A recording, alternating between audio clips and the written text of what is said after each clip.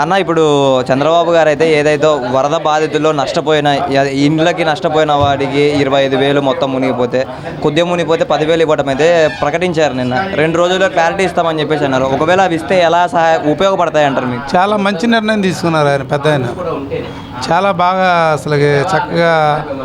ఎందుకంటే పేద వర్గాల వాళ్ళకి, బడుగు వర్గాల వారికి ఆయన ఆలోచించి ఒక నిర్ణయం తీసుకున్నారు. అది ఆయన మాట అంటాం కదా, తప్పకుండా అమలు చేస్తారు ఆయన. అంటే ఏ నమ్మకంతో చెప్తున్నారు? ఎందుకంటే వరద ప్రాంతాల్లో వచ్చిన వారికి సమ్ ఏరియాలో ఫుల్గా వరద వచ్చింది, కానీ ఆయన 1కి 10 సార్లు తిరిగాడు వానలో.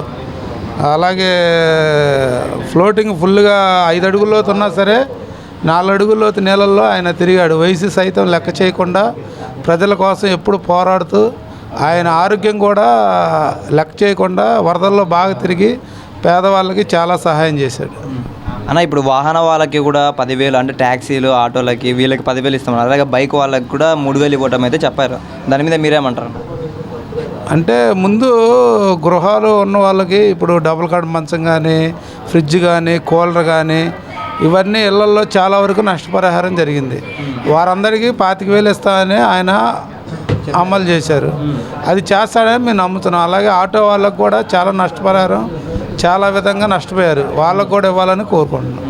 అన్న వచ్చారా ఈ ఇంటికి తెలుసుకోవడానికి? అంటే 25,000కి సంబంధించిన సమాచారం మీ దగ్గర తెలుసుకోవడానికి, ఇంట్లో ఎంత లోతు మునిగింది, మీకు ఇంకా ఏమైనా చేయాలా అనేసి అలా వచ్చారా నేను తెలుసుకోవడానికి చంద్రబాబు గారు ప్రకటించినప్పుడు?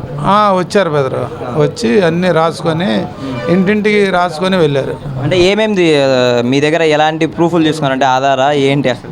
వాళ్ళు ప్రస్తుతానికి ఇంటికి డోర్ నెంబరు, బ్లాక్ నెంబరు, అలాగే ఇంటి యజమాని ఫోన్ నెంబరు, డివిజన్ నెంబరు, అర్బన్లో సెంట్రల్లా, తూర్ప, పడమట, పశ్చిమ అనేది రాసుకొని జాగ్రత్తగా వెళ్ళారు.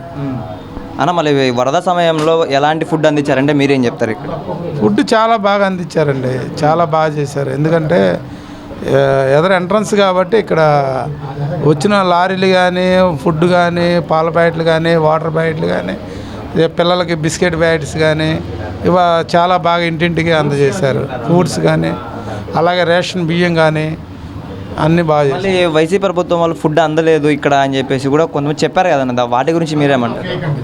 అదంటే మరి వాళ్ళు ఏం మాట్లాడాలో ఇప్పటివరకు ఏం మాట్లాడలేదు వాళ్ళు. ఇక ఇది కూడా మాట్లాడిపోతే బాగోదని వాళ్ళు ఆ మాట మాట్లాడారు. అదైతే వాస్తవం, వాళ్ళకి తెలుసు గవర్నమెంట్ చాలా బాగా చేసిందని. కాకపోతే వాళ్ళు మేకపోతే గాంభీర్యం.